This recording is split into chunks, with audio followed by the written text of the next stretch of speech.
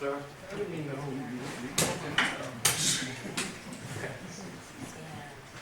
All right, it's 6 o'clock. We'll call the meeting to order. I trust everybody here went out and voted today.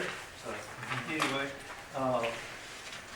well, all, if you will, stand and pledge allegiance to the flag. And afterwards, Councilman Coleman will bless the following.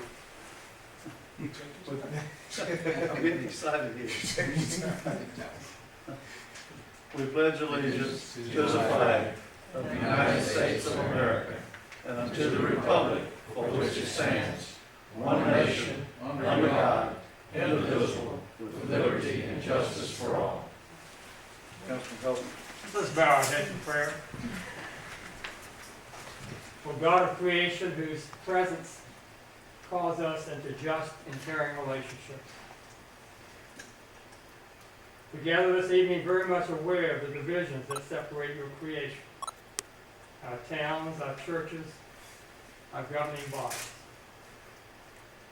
Bring understanding and healing into our midst. Keep us ever mindful of our leadership roles. We pray especially for those candidates seeking public office today. May we all continue to be thoughtful of our history, fair in our decisions, and forward-thinking in our vision. May we tonight reflect the love of thy Son, who came as a servant to others, particularly those without standing, the widow, the stranger, the weak, and the unheard. May we continue to value each other and those we represent. As always, bless those present and those whose lives will be influenced in days to come by the decisions we make tonight. This prayer we offer in thy most holy name. Amen. Okay, the first thing on our agenda tonight is the approval of the minutes. We have 4 sets of minutes to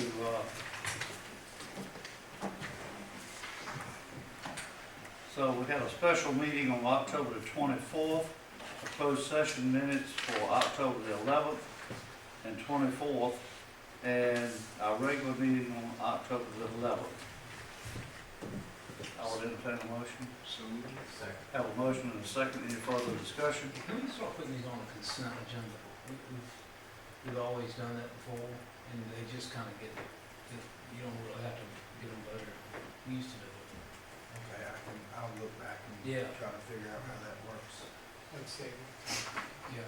All those in favor of the motion, please signify by saying aye. Aye. Opposed? Motion carried. And at this time, we had it set to honor Anne Marie tonight with a resolution that came from the League of Municipalities, and I'll just read it. Anne Marie had another thing that she had to attend tonight, so she couldn't make it with us. And it says, whereas Anne Marie Knighton retired during the past year, being served the town of Eden faithfully and well for 33 years. And whereas the work of Anne Marie Knighton benefited the citizens of the town of Eden and upheld the standards of excellence in municipal governance. Now therefore be it resolved by the membership of the North Carolina League of Municipalities, hereby honors Anne Marie Knighton, former town manager of the town of Eden, for faithful service and lasting contributions to municipal government. Be it further resolved that this resolution be made part of the permanent records of the North Carolina League of Municipalities, and that copies be forwarded to Anne Marie in the town of Edenton. And it's signed by Rose Vaughn Williams, Executive Director of the League of Municipalities. And we will be presenting this to Anne Marie soon. Okay, now we have another presentation from the Roanoke Connect broadband project in Bode College. So, the floor is yours.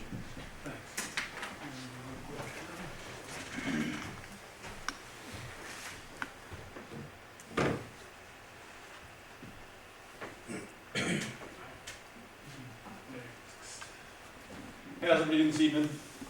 to thank, first of all, for having me, and wish all of you good evening. I'll try and make this quick, not overly pedantic, and we'll try and get through it. Just first of all, who's Roanoke Connect? I'm not sure if any of you all know who we are, but we're a wholly owned subsidiary Roanoke Electric Cooperative, right, out of Allander.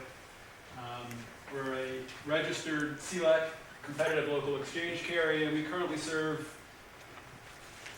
on or over 17,000 homes and businesses across the 6 counties, from, trying to think as far north, so Virginia border all the way down to Robinson County, down there in Lumberton. We've partnered with 6 counties in 2022. Those Gates, Northampton, Halifax, Martin, Hertford, and Bertie to provide fiber to the home. And we've got a strong partnership with MCNC, which is delivering service to underserved communities throughout North Carolina, who we also partner with as part of the BEAD funding round, which is in just the end of this year. Our goal is to deliver fiber to the home to just hopefully a minimum of 100,000 homes and businesses by 2026. Next.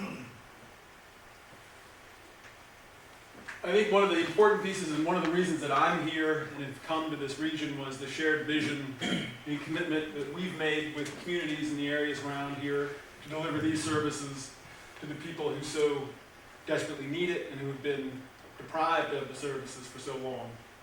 As a part of the history of being on the other side of the fence and having to tell folks why we would not be here, it's a pleasure to actually be able to tell folks how we will be able to serve them. The need for fiber infrastructure to support the communication needs of our regions, our residents, businesses, and anchor institutions is undisputed. We all know that. The legacy network providers, so here you've got Mediacom and you've got CenturyLink, which is now Brightspeed.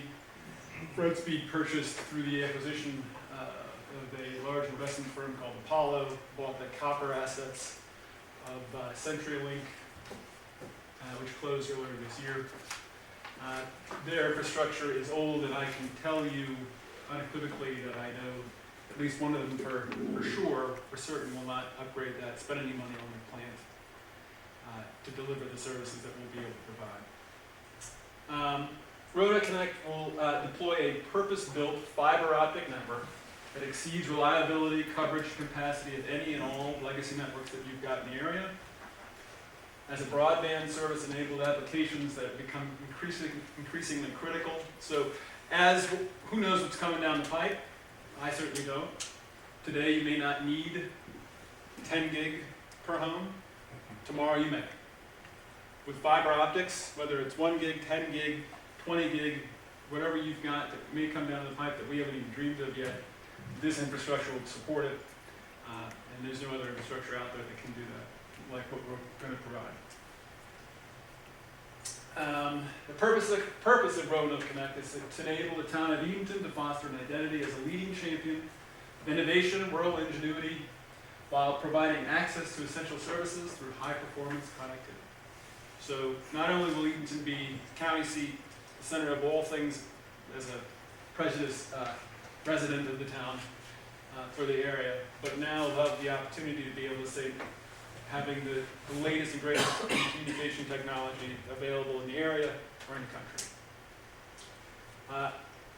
Our investments also support advances in the power monitoring, so enabling rural energy utilities, right, or entities, similar to the one that the town of Edenton owns, to leverage that infrastructure to provide money-saving information tools, right? So if you've got meter readers for people, using the infrastructure, you can potentially do it remotely. You've got a variety of other, again, coming as a part of a electric cooperative, there are a number of services that fiber will enable that you guys can take advantage of moving down the line, which not only advances your ability to deliver power, but also decreases your reliance on sometimes costly resources. Next. So here's our commitment. Again, I'll reiterate the fact that it's all fiber. I apologize for any of these acronyms, but sometimes they're necessary. Single mode XPON, I'm sure all of you thought about that a lot. Grandkids did. But again, it is the latest type of technology. It's able to support foreseeable advances in services delivered and bandwidth provided. It goes back to the, I don't know what we need tomorrow, but whatever it might be, we'll be able to support it. ACP participant. So it was, I'm forgetting my acronyms, but the broadband, it used to be $50 a month when we had COVID. It was dropped, they replaced it with the ACP. It's now $30 a month. So one of the other things that we do provide is this service to those that qualify for ACP, so free lunch programs, a $30 100 megabit service. So in essence, they get the service for free. We will partner with the town of Edenton, and I've talked at length with Corey on delivering infrastructure to the counties and the municipalities. So the areas here to connect vital services, whether that be sheriff, fire, school, libraries, any other community or emergency shelters, and administrative locations. So not only do the residents, not the businesses, but how we might be able to assist the town and its infrastructure as well. And we will not in any way impact the county partnership with AT&C, now known as Focus Broadband. Next. This is just a quick, this is the current products and services we offer, just so you guys have a understanding. You've got a residential at a gig, 100 meg, unlimited phone for $25, and a managed Wi-Fi at 10. Your business, similar speeds, similar services, phone, and so forth, and the pricing. And then from an enterprise perspective, whatever custom enterprise solutions that are out there that are available in the general market and might be desired or needed, we can provide. Now this is what everybody is probably interested in. This currently is the draft area that we would serve. I tried to do it, and I had someone do it so that we had a little, figure out the best way to present it. But this is in general the geography that we would cover. Again, it's draft. We're working with Corey and his group and his team to define that more granular. Yeah. Next. And this is our schedule, which is based on some of the things getting done before the end of this year. But January, we'll have folks on the ground doing what we have, address validation, so ensuring we serve all the entities that are serviceable within the geography we've designated. Make ready, that's the poles, identifying the poles that may or may not need to be replaced, and then doing all the design and engineering necessarily to deliver the services. By February, we'll initiate construction and take care of any and all poles that may or may not need to be replaced. And then moving through March, probably ending sometime in May, will be the total construction of that geography. But we'll be able to probably do installations sometimes, those first homes and businesses, sometime February, March timeframe. And this is just a quick that I like to point out. It's like electricity a century ago, broadband is a foundation for economic growth, job creation, global competitiveness, and a better way of life. This is, of course, set by the FCC. And that's all I have to say. Any questions, comments? Maybe I can answer.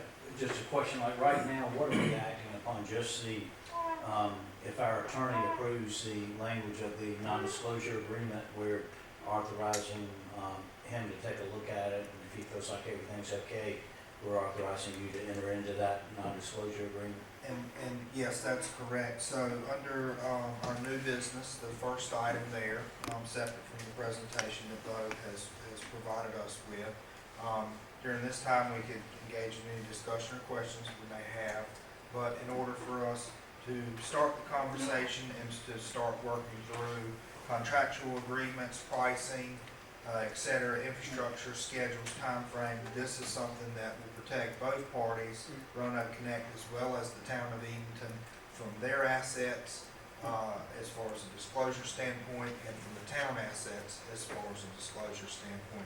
So really the first step for us to even consider this process is to at least entertain the idea of reviewing and approving the new business of the mutual non-disclosure agreement. Yes. And generally speaking, companies and people don't even want to begin the discussions until you get this in place. Yes, that's correct, and this will provide us both with a level of confidence and confidentiality that we both need to maintain and manage our assets.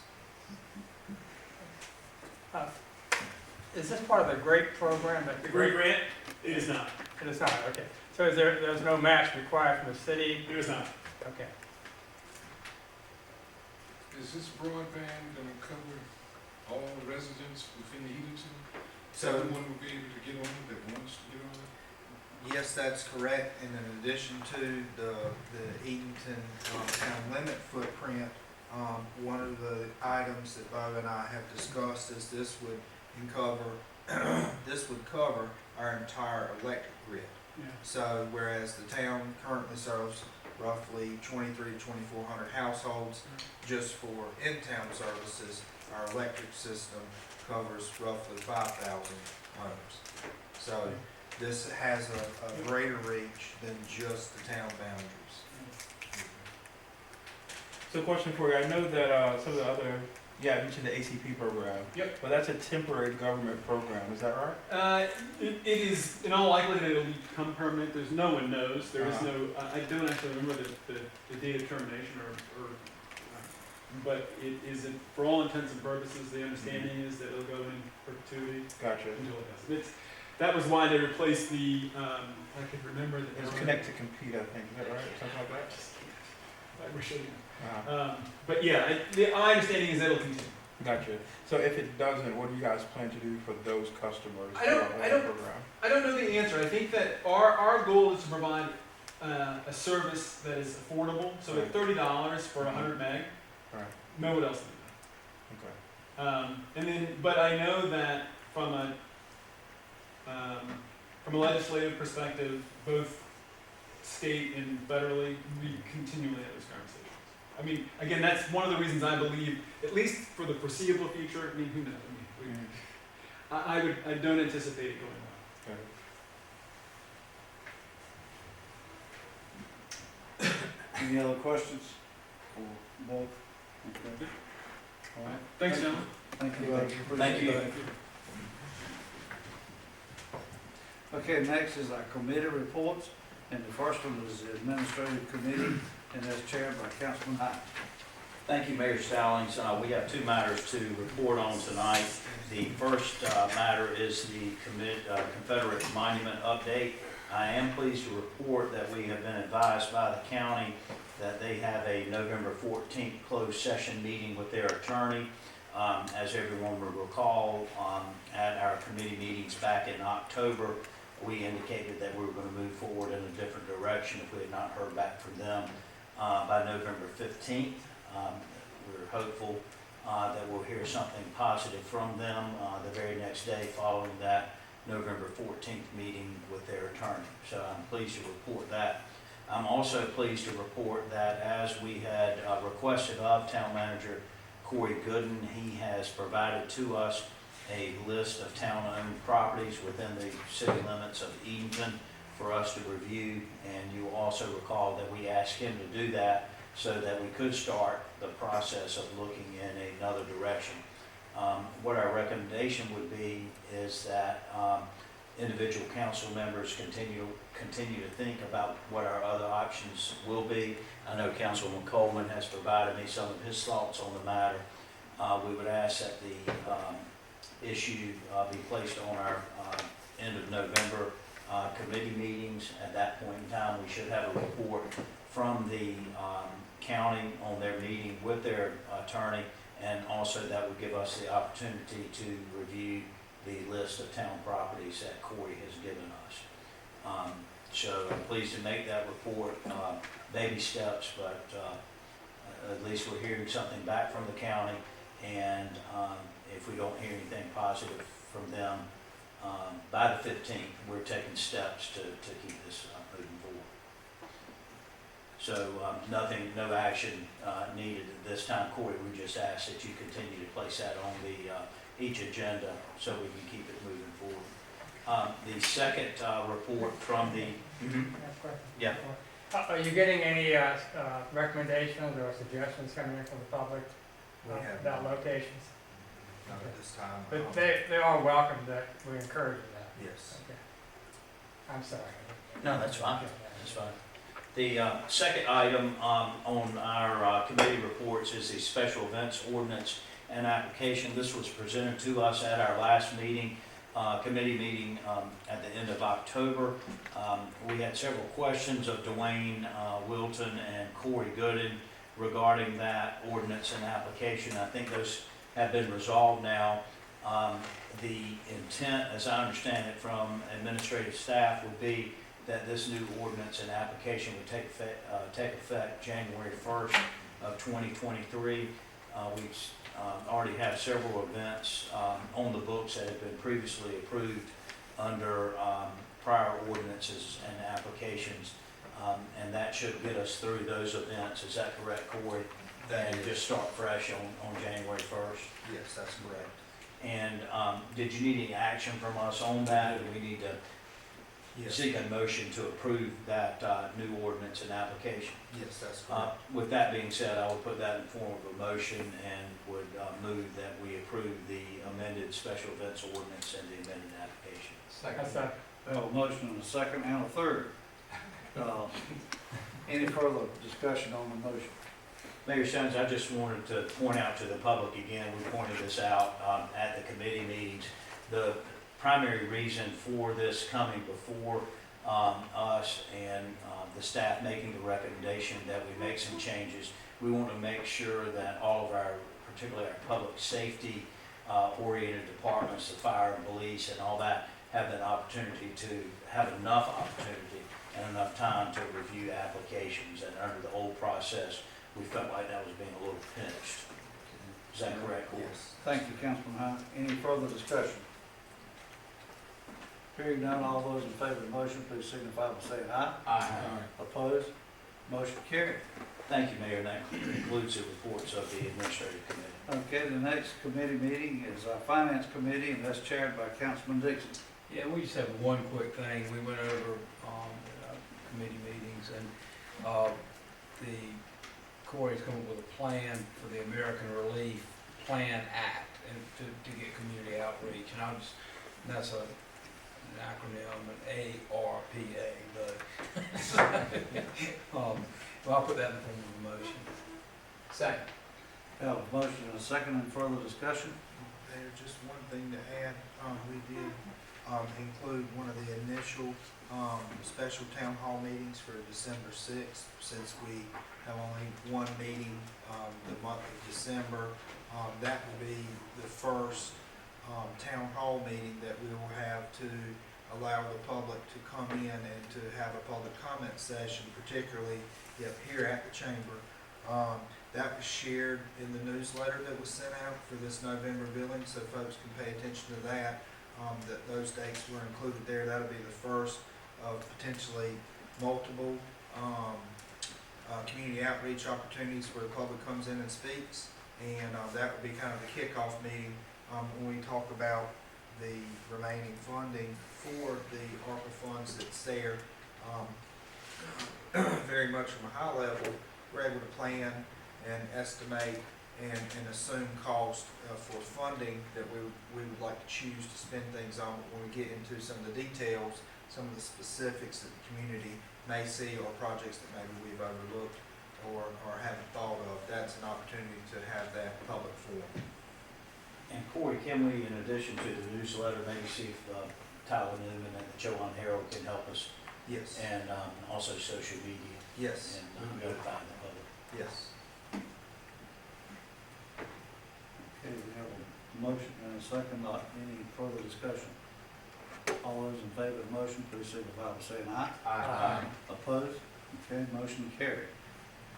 All right, and the next is our new business, and we just heard Bo talk about the Roanoke Connect broadband project. Corey, I'll let you take that. Thank you, Mayor. So as we discussed earlier, this is really the first step for the town and Roanoke Connect to consider working together for this project. The mutual non-disclosure agreement was presented in the packet, I did want to share that the town attorney, as of yesterday, or the weekend actually, did have an opportunity to review that, and there were only just 3 minor items that were added. I'd be glad to share that with the council if needed.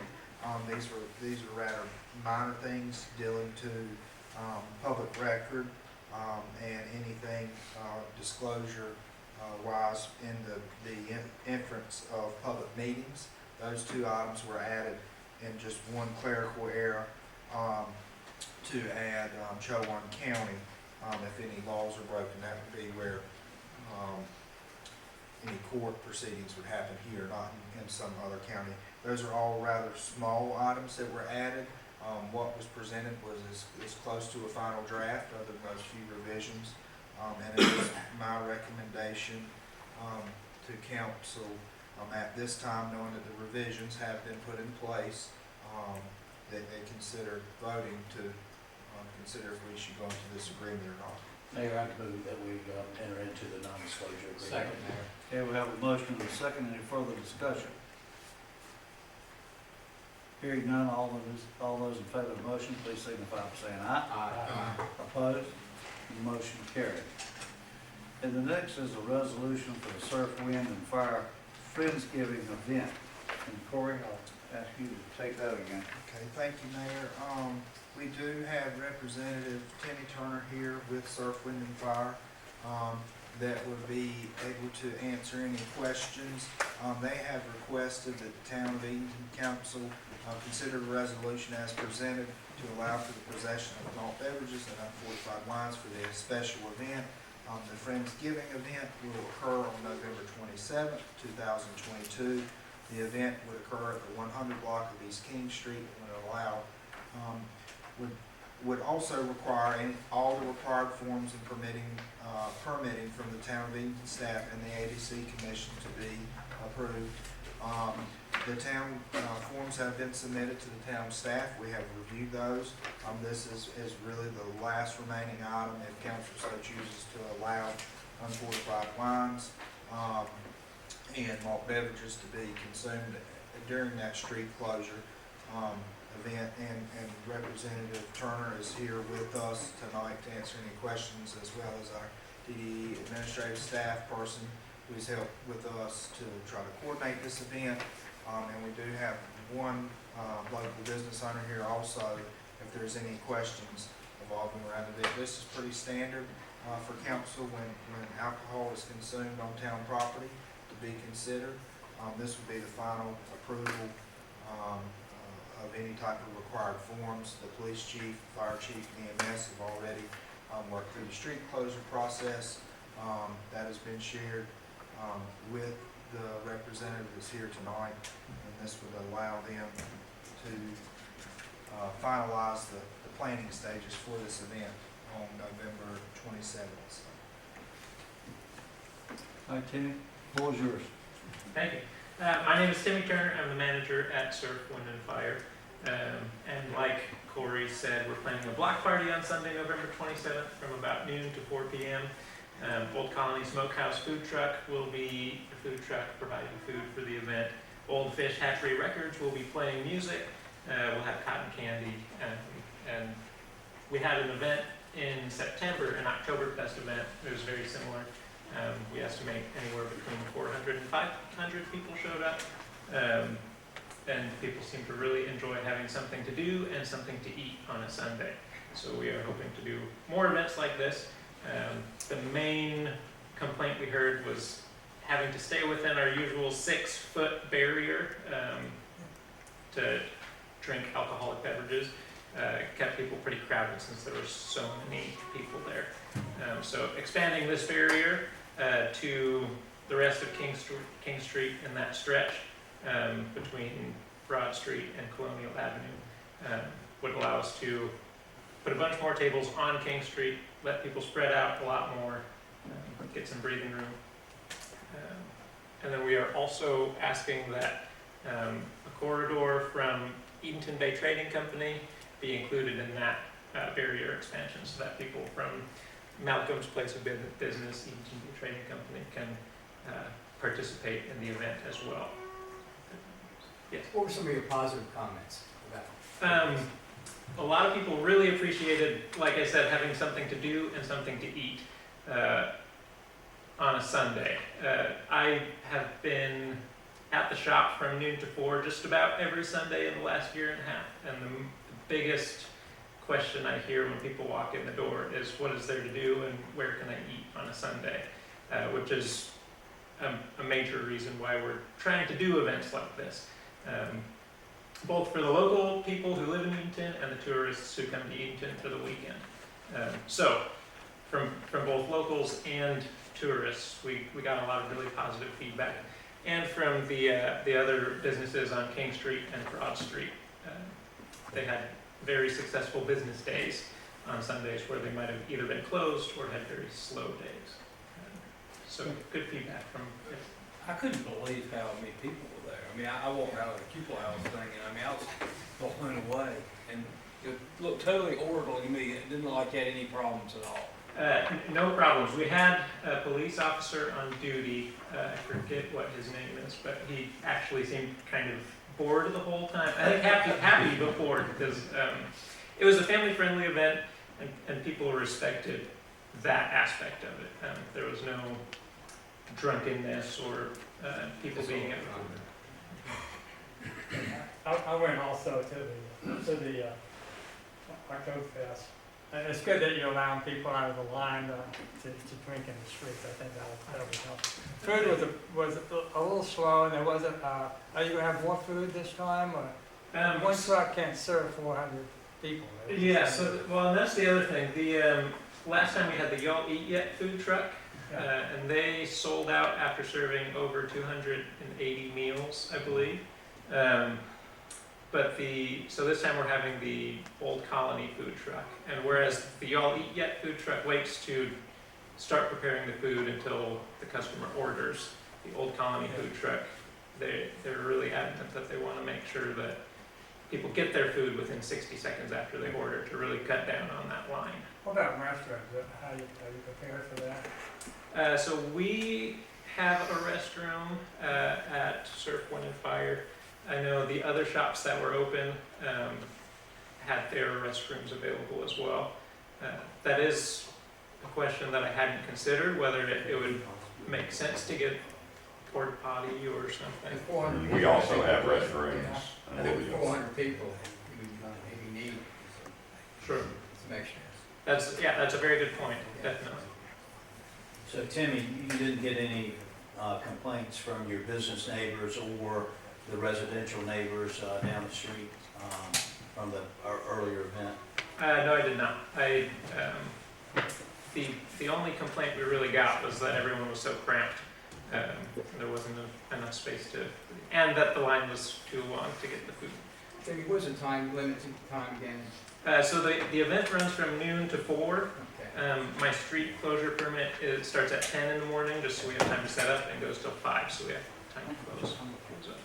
And in that earlier event, did you have any like young families with young children there? Yes, we did. Probably a dozen young families Okay. with young children. And you will have cotton candy at this one? Yes, yeah, we will have cotton candy. And then Corey, did the fire department and the police department, did you say they've already weighed in on it? Yes, we Their passed. concerns been addressed? And so those reviews have already been made, and this really will kind of finalize the approval for this event.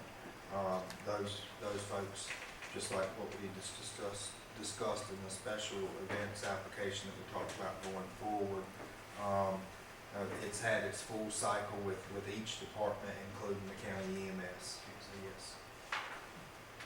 Well, adding the corridor to Edenton Bay, would that make any difference? I didn't see if that was written up in the. No, it won't, and we've spoken with both of the business owners that are here. They already have the partitions there.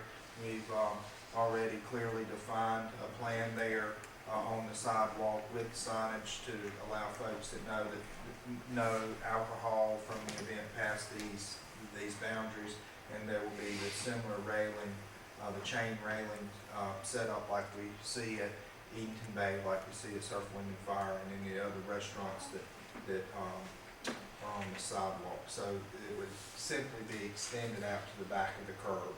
And then there would be kind of an entrance where, PD could kind of help patrol, and it would very much self-police last time.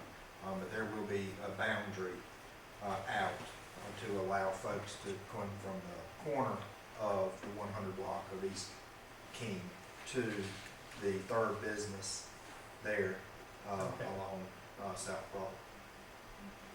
I think people are just so tired of being shut in after COVID and all, they welcome some reason to get out and be out.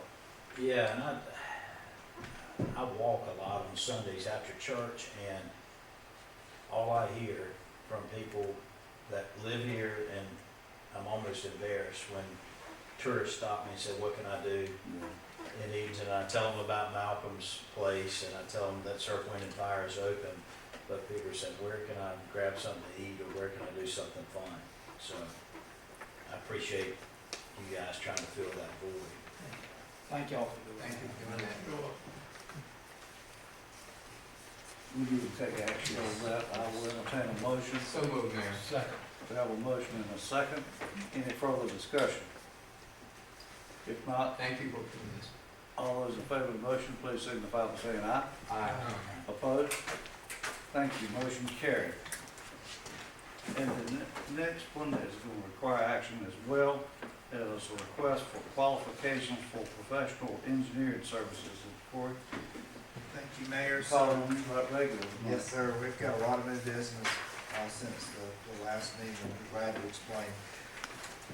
As part of the requirements for the well expansion and roll tank interconnect project, more commonly known as the water treatment phase 3, a request for RFP for professional engineering services is part of that requirement.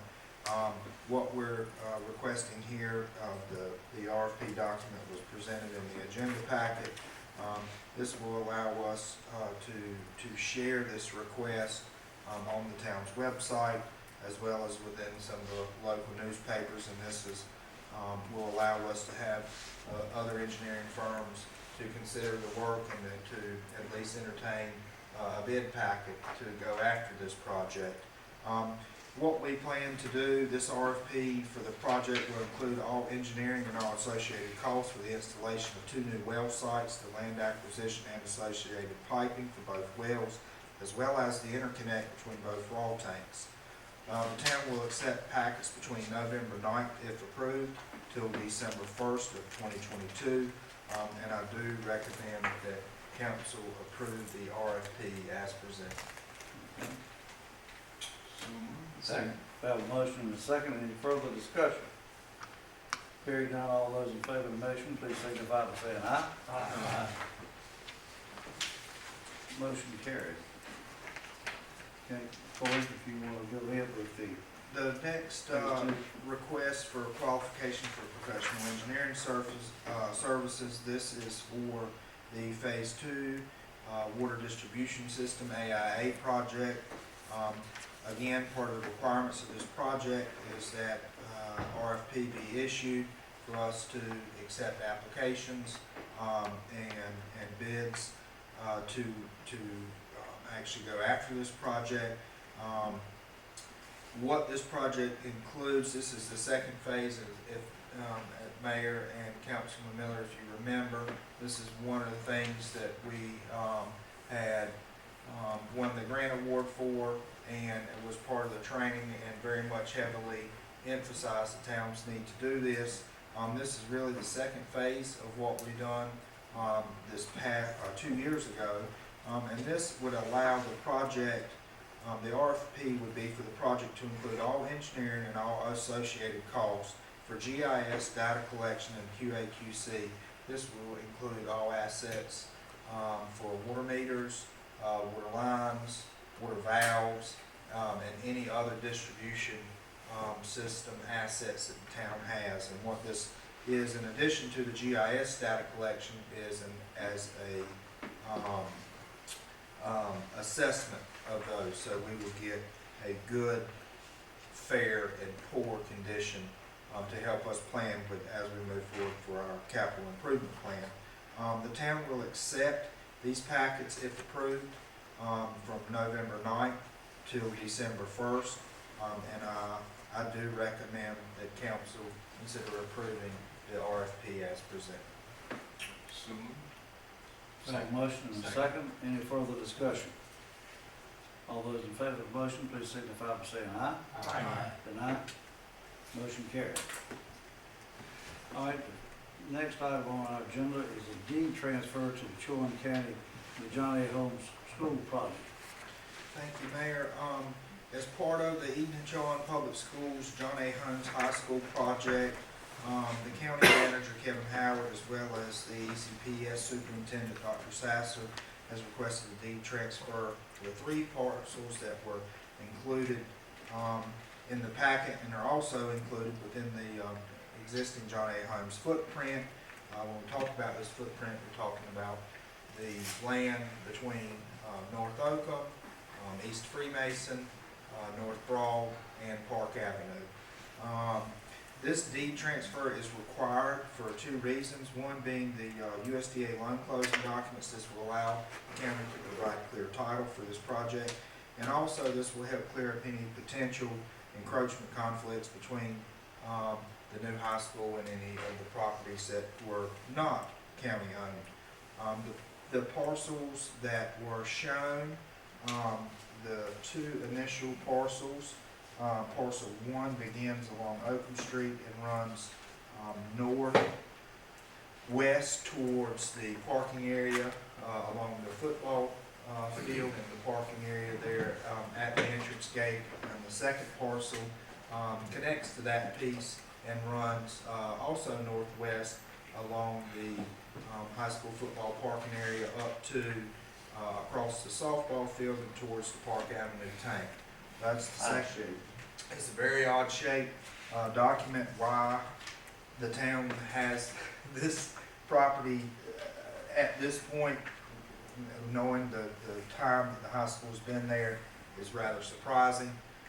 And the third parcel, and the one that we may actually have a little more questions around, is the property located along the corner of Park Avenue and North Broad Street, or more commonly known as the fire station.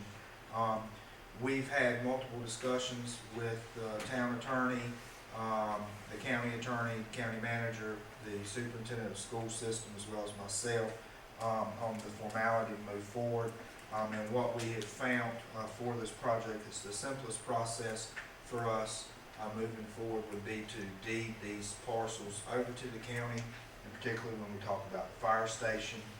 There would be a no-cost lease provided back to the town that we would enter to that agreement, and we would move from that location at the time of completing a new fire station. The initial term is 5 years with a 5-year renewal clause. That's something that we can handle administratively and to allow us to operate the fire station on a parcel that is no longer town property. The 3 parcels that are presented tonight, those the final deeds of that have not been reviewed and revised by the town attorney. We're simply asking that council approve the deed transfer between the town of Edenton and Chowan County. And once those revised copies are reviewed and approved by the town attorney, that would allow us, myself and the mayor, to then move forward with the deed transfer. And subsequently, the lease after the fact. This was the cleanest option for us, and I do recommend the council consider approving the ownership between the 2 parties, and this will allow us to finalize the deed work that has been requested for this project. And, so, we give the fire station to the county, basically. Yes. And they lease it back to us at no cost. Does that create any other legal problems or cost problems, insurance or anything like that? No, we initially had the conversation, we considered a encroachment agreement, for some of the project to be on town property, with some reversionary clauses to eventually deed the parcel back to the county. After discussing things with our attorney, and the county attorney, it was simplest to deed over the parcel to the county, and then for insurance purposes, how we could occupy that structure and function it as a town asset would be to lease that property. And that helps us with any insurance concerns that we may have. We have a formal lease in place that would be applicable to our current property insurance, our current liability insurance. It removes that unclearness that we would have there if we chose the other route. So yes, this does allow us to clearly operate. It does allow us to maintain our insurance, and shouldn't change anything other than the name of who owns the property. Would it be feasible to not transfer the fire station, just keep that, things happen, boards change, and just block out that, go ahead and deed the rest of it to them, but block out the fire station, except. Why do they want the There are underlying fee simple of it? there are for these USDA loan requirements for this project. One of the things, and we've experienced this as well, they have to be able to provide clear title. And so one of the things that we've been challenged with here, in order to move forward with this project, is that by us having those parcels not within the county's control, that the project cannot take place on something that's not owned by the borrower. And so, Is anything happening? yes, and so I'm glad you brought this up. There were initial conversations that had been had with the school superintendent as well as the county around our tennis community as well as our scouting community. We have been able to address most of the concerns from that. I think that we have found some very good alternatives from the original plans as far as the scout location, as far as the parking, the restroom needs for the tennis courts. We've met with both groups, and what we've been able to agree upon is a very good alternative to what we originally saw. And I think we've spent the last 60 days or longer in really good conversations with the school system and with the county and their architectural firms in order to find a really good compromise, and they've agreed to those. We have final sets of plans that will be ready within the next 30 days. But from a funding standpoint, this is something that would need to be addressed before that. And the scout hut's gonna stay downtown? The scout hut would stay downtown. It would be located on the parcel or the area of land behind the existing fire station. One of the things, the discussions we have had with the county is considering accelerating the new fire station construction. And that is one of the things that they are open for. Where would a new fire station go? That we don't know. We don't know. We've identified a few places of interest at this time, but no parcel of land has been purchased particularly for that. We've only identified vacant spaces that the fire station could be built upon. We reserved some funds to purchase the land, though, right? I thought it was the land that was across the street from the school or adjacent to where. There was funds set aside for that. Much to our misfortune, that property was sold out from under us. And so we still have that money reserved set to the side to go after a parcel. We have some options moving forward, but the property owner did sell the parcel that we originally had discussed a pricing on. They are located between Hicks and Peterson Street, and at this time it's still considered a location, but those conversations would need to be had with the new property owner to see if, you know, where we are as far as pricing, if things have changed. Is that one parcel that's right there, one big parcel, or is it multiple? There were a total of four parcels that were included there, one larger parcel and three small parcels. But, the purchase was for all four in their entirety. The same owner? Yes, Gotcha. yes. Right now it's listed for sale, though, is that right? yes, and we did go back to that property owner and ask if they would consider, asking the buyer to go out of contract on that, and which they disagreed, that they would not. Do they have intentions for it? No intentions were shared, but we do at least want to have a conversation with the new property owner to revisit that site. But what it's allowed us to do is consider additional locations very close to where we are to start looking into as potential options. Is there enough space for a new fire station? So going back to the original parcel, the fire station, so what's the future for that? Is the school gonna be putting something there, using the building? Or So some of the conversations we've had with the school system, by them obtaining that property, through the county's ownership, there are, ideas in place potentially for them, and I'm speaking completely not for the county, this is just from early conversations we've had. They would consider some technical education being taught there in some ways, whether it's public safety, EMS, you know, some type of first responder, fire training. So nothing's for certain, but for future use, they wanna have it. So really, it's not hindering anything if we sold it to them or not. So we could actually go on without selling that piece, essentially. Not exactly, because if they do not have the property at the rear of the fire station now, there is no location within the project footprint that the Scout Hut could move to maintain its National Register criteria, as well as the footprint of the project itself. So in addition to the other two at the rear of the property, the fire station is just as important to move this high school project forward. It would stop the project. Corey, do we have any kind of, like, guarantee that they're gonna, I mean, it's probably gonna be expensive to move the Scout Hut, it might have some problems. I mean, are they gonna fix it all up? I mean, do we have any kind of, I don't wanna see a metal building thrown up or something, you know, I mean, No, it will we be, don't have any design standards. it will be the same structure.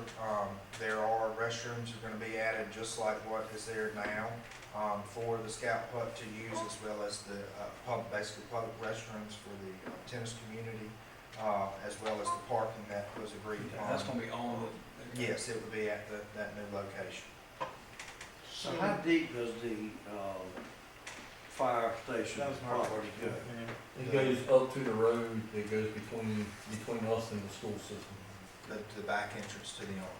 It's about maybe 3 or 4 foot from the edge of that grass back into our yard. So we can get the Boy Scout a tennis court and a softball field, all in that area on that street? No, the athletic facilities are not being altered. That's where the playground gonna go to, on that street, The current plans show the playground staying on Freemason Street. on Freemason? Yes, sir. So the armory is gonna stay where it is, Yes, sir. so they can build around the armory, I got to take the fire department. Well, I don't think they're gonna tear it down or anything at this point.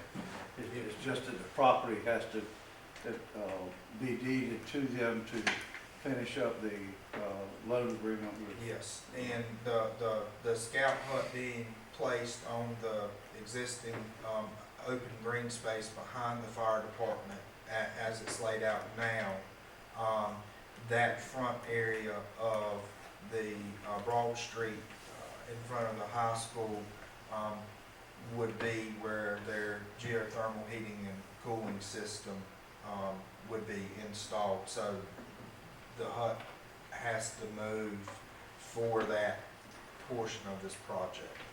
Yes, sir. Griffin Park will stay right where it is, Yes, no change. no change. I'm sorry. It's Griffin Park. Oh, okay. Are we still looking to, well, at one point we were looking to move that park in Oakham. There were some iterations of the high school project that showed that that park moving. The most recent version of the project, allows that park to stay in place along the corner of North Oakham and the 100 block of East Freemason. And Corey, I feel like I need to bring this up. The deed that we are discussing is going to go to the county. Yes. And as I understand it, the county is gonna own the property on which the new school sits. And then the school system obviously is gonna be able to use that for school purposes. And that is a requirement of the USDA loan that the property be titled all in the county's name. So the deed is to the county, but that deed to the county will ultimately benefit the school system. Yes. And I represent the school system. So there's been a lot of discussion tonight on this particular issue, and I don't think it's proper for me to vote to transfer the town of Edenton and its citizens' property to a entity that I represent that would ultimately benefit from it. So I would request, I think our county attorney has told us in the past that the proper procedure is that I request a motion to be recused. Somebody makes a motion and seconds it, and then I would have to abide by y'all's vote, but I think it would be proper. Yeah, thank you. Second. Okay. Pete, motion? Motion yet to Yeah, allow. okay. We have a motion and a second. Any further discussion? All those in favor of the motion, please signify by saying aye. Aye. Opposed? Motion carried. Thank you, You're off to it. thank you. One last question for you. So how much of that property are they gonna be using for, I guess, what is the Boy Scout hut of the, It's the greater area behind the existing storage garage that's there for the fire departments. The majority of that green space. we couldn't partition that off?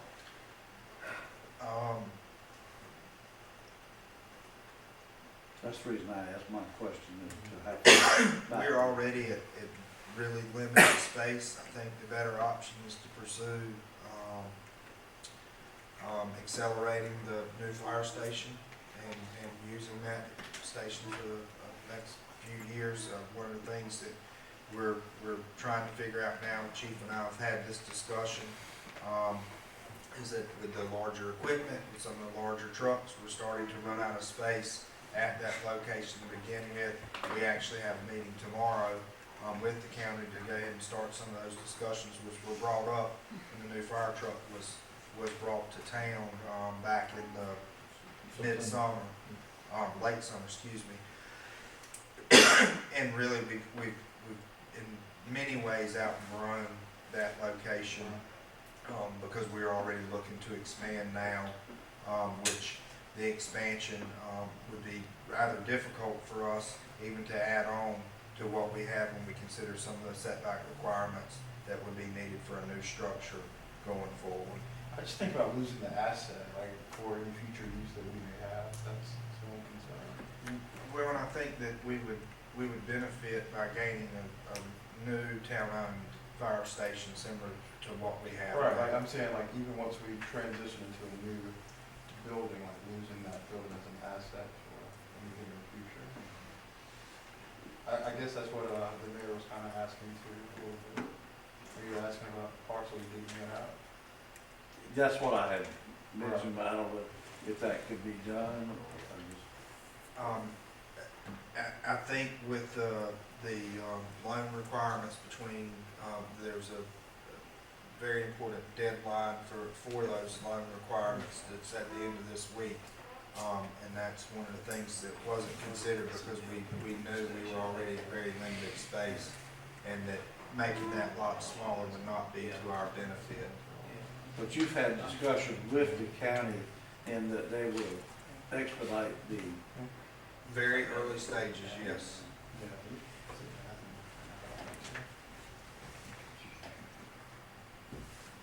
One more question.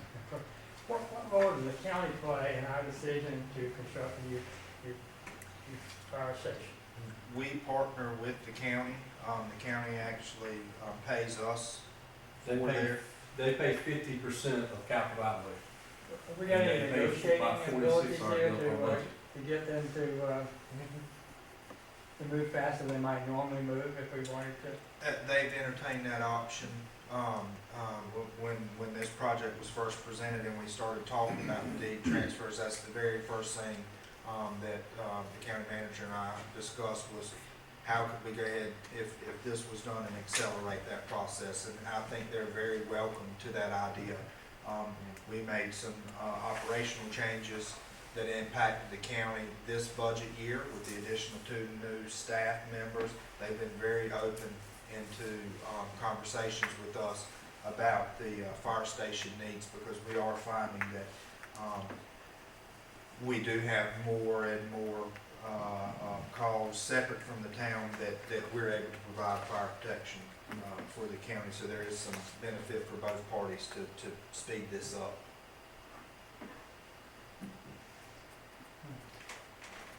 that would be my only concern is, you know, as I said, council and committees change, county managers change. And, you know, I would just like to have some I agree with you. reassurance. Sir? I said I agree. So if there's nothing else, the only thing that I would recommend that council would consider would be approving the transfer of the 3 parcels included. I mean, and that's ultimately a vote that would be, if it doesn't pass, I understand that. I'm just, No, I think we need to do it. I think it needs to pass. The only thing is if we could get some way, have it in writing, kind of, to and one of the things, expedite because the the new final project. the final deeds were not presented in the packet, and the final lease was not ready for the packet. This is simply approving us, the administration, the ability to proceed with this. That could be part of any revisions or changes, or something that we get in writing from the county between now and the end of the week in our discussion tomorrow, to include before we being myself, if y'all request, that I only approve it based on that condition. Yeah, that is an option. How detrimental would it be if we only do those 2 for now and then put it as a special agenda item for our next meeting to proceed with maybe some options of keeping the fire station with the partitioning law, whatever. Didn't you say there, It would be a hard stop for the project. But by how much, though? Like, how significant? Probably another 6 months. It's already been delayed to 20, some parts of the project have been delayed to 2023. I think this would add at least that amount of time to that. 2 weeks would hinder that much? Yes. Well, they got to solve the barrel. They got to have the property to do the school. to move ahead with the loan? Right. Corey says that the fire station that we got now, we have outgrown it, that we need more space, so what else can we do but to move aside and build a new fire station? Wasn't something that we were thinking about, but that's the only option we got. Ain't it? So is that a motion? Could we have longer than a 10-year lease? Yes, it had, so the initial lease is for 5 years. It would automatically renew after 5 years, and that could be a part of the lease, that it's a self-renewing 5-year lease. I mean, we can continue to renew that lease. Until they enter into a contract to Yes. build a new station with us at a Yes. place we choose. It makes me nervous when we go into business with somebody else and they start choosing where things go. Yes, That, you know, I mean, because I don't want to go out where our citizens don't feel protected. and Chief and I have expressed that same sentiment. We do not want to move the fire location because of how our fire system is calculated. We would like it to, the driving distance is really the key here, so we really want to consider something close to where we are when we look at new parcels. And that was the original thought for the property along Hicks Street. Can we get design control over it? So that we get to make sure it looks like town-built buildings? I think that's something that would definitely be considered, as part of this project for a new fire station, yes. Well, we'll actually be the ones building it anyway. So Yeah, the I just want to actual make sure, yes. you know, it looks like something that's gonna be built in England, not Yeah. a tin building or something.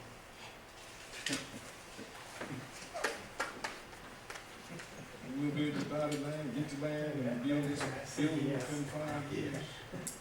Well, we've got a 5 years worth of Plan. option to renew it for 5 more. Oh, okay. Okay, what's your pleasure, gentlemen? So moved. We have a motion. Do we have a second? Second. We have a motion and a second. Any further discussion? Hearing none, all in favor of the motion, please signify by saying aye. Aye. Opposed? Motion carried. Okay, and that ends our committee meetings. All right, and the next thing is items considered timely and important. Yes, sir? Mayor, I just want to say, I received several positive comments about the road resurfacing that's been going on these last few weeks. The 3 projects, Cypress, Tyler, and West Freemason, especially West Freemason. What a difference little asphalt does for a particular road. Is it complete? West Freemason. Don't forget the 2 roads in the Bill Village. Oh, no, I'm back. I'm officially back. That's the one that we Yeah. Yeah, I'm back. Yeah, I just want to say, I heard that they had like almost close to 3,000 people go through that boat this weekend. I think that's really remarkable. And the other thing is, they had about 700 or 800 people at the Cupid House, did that colonial crafts market, which I think anytime we can encourage museum houses to actually have an outreach to the community that creates interest and economic benefit to the people of Edenton, it's a great thing. So, yeah, if you see any of the people on the board of the Cupid House, thank them. And then I think that, you know, having that state historic site boat down here got off to a shaky start, but I think it was, If we could get the In the Elizabeth end, II back here more often, I think it'd be great. with some forward planning. Yeah, right. And the, And this house was in Dare County, is that right? Is Yeah. that- Yeah. I think it had been, was it 6 or 7 years since it was? at least 6. Is it moored right there in Manio? Is that where it is? Yes. Okay. And so. It brought a lot of people in here, that's for sure. Do they- It was Saturday afternoon and Yeah, Sunday.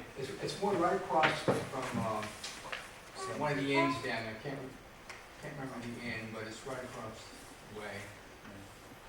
Well, Corey, do they get out from time to time just to, as outreach or to, for lack of a better word, to practice? Yeah. Because it would be nice if somehow we could be on like some sort of regular rotation.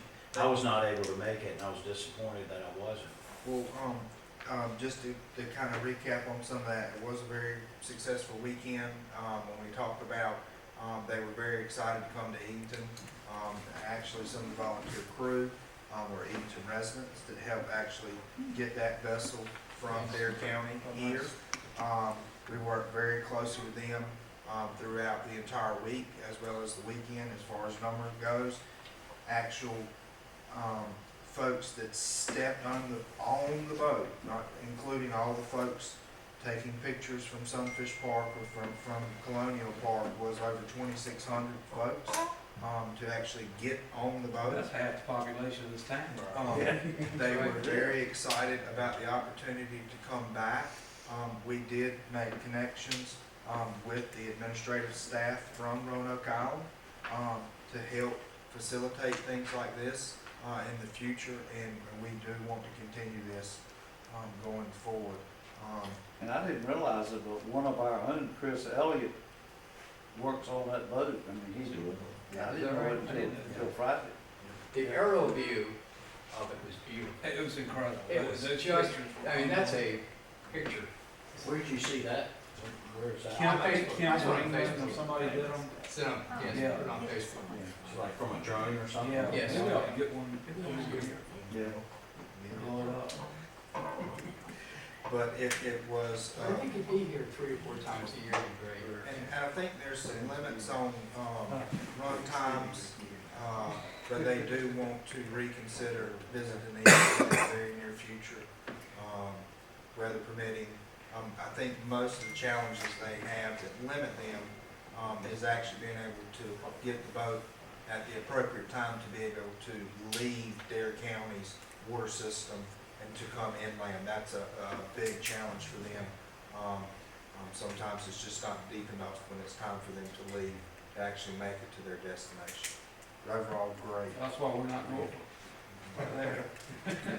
Wasn't deep enough. Anybody else up here got anything? Any updates on that shopping center or the hotel? Not that I'm aware You'll tell us when yours done, right? of. If we hear any, we'll certainly keep it posted. All right, hearing none from up here, anybody, we have 2 that signed up to speak, Mike Deans, and then Susan Ingalls.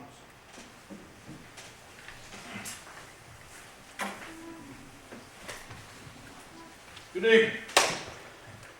First of all, let me say that I'm not here to speak for the county commissioners, but rather as a citizen of Chowan County. Last week, it appears a rather cheesy move for the council to advise the county commissioners, give them basically what came down to an ultimatum, an 11th hour appeal. But due to an earlier report this evening, I am encouraged that the town council has finally spoken to the county commissioners about this. And some of us have come to view the Chowan Herald and the Herald's reporter as the king of cheese. That really didn't come as a surprise. But that being said, I hope this gets resolved to everyone's satisfaction. And I'll be looking forward to holding comment on where this Veterans Memorial out in front of us out here ends up. And thank you for your time. Good night. Ms. Ingalls? First, on matters timely and important, I want to mention the litter pickup that also happened on this very busy weekend. It was part of the success of it, so good. Thank you for that happening. I'm concerned about litter as well as about the Confederate monument. I appreciate that you're gathering on town properties so as to be aware of them all. You already know that I am among those that thinks the 6th Street location that the Human Relations Commission recommended is a beautiful and historically appropriate location. So I'm glad you will continue to keep that in mind, but what I wanted to say is y'all also own storage. And you could put it in the statute in storage very quickly and get it out of you, which would have its advantages. Thank you. Okay, that's the other two that we had that signed up to speak. And Mayor, one thing, sorry to continue the meeting any longer, but to reiterate what Ms. Ingles stated first, we did have a rather large group that Roger and I attended on Saturday for the mayor's task force. Had a very successful recycling or pickup, litter pickup that was a great success. There was more than, I'd say, 30 folks in attendance. We did focus on areas around the high school, focus on areas in the Johnson Cabarrus Bond area, as well as North Broad from CVS up to the Dollar General, as well as the Paradise on-ramp and off-ramp, as well as the West Queen Street on and off-ramp. Great initial turnout. We had probably 10 or more young folks that were there to really try to help with the education piece. And so thank you for reminding me of that, but very good turnout, very good event, and citizens wanted to be involved. That's, tells us all, taking pride in the community, that is so good to hear. Corey, thank you for that. That's very informational wise, and I just feel like it's unconscionable for people to throw trash out like they do. I mean, just throw McDonald's bags and Burger King bags full of trash, and it just gets everywhere. It's just unconscionable. But if no one has anything else, we will